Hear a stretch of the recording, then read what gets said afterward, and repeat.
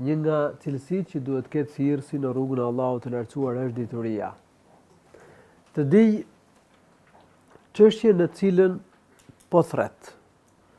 Të njohë dhe gjendjen e njeriut që po e thret në fe.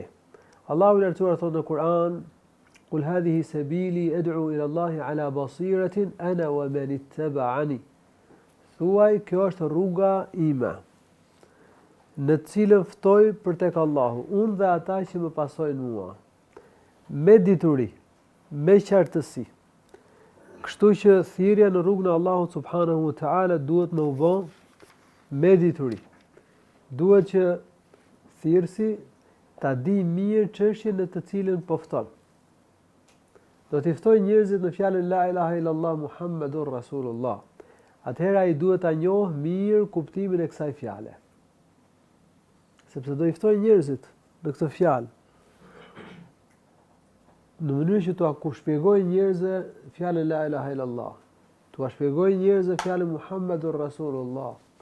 Sepse që në mënyrë që njerëzit të kenë dobi nga kjo fjalë, nga deklarimi i kësaj fjale, duhet ta thonë atë duke kuptuar, duke qenë të bindur.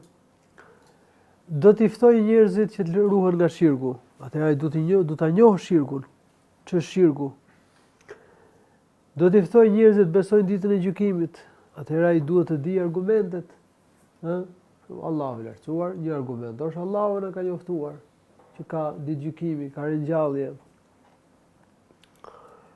Do i ftoj njerëzit për namazin.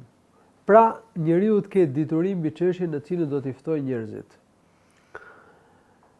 Ftimi i njerëzve pa dije është gjunah.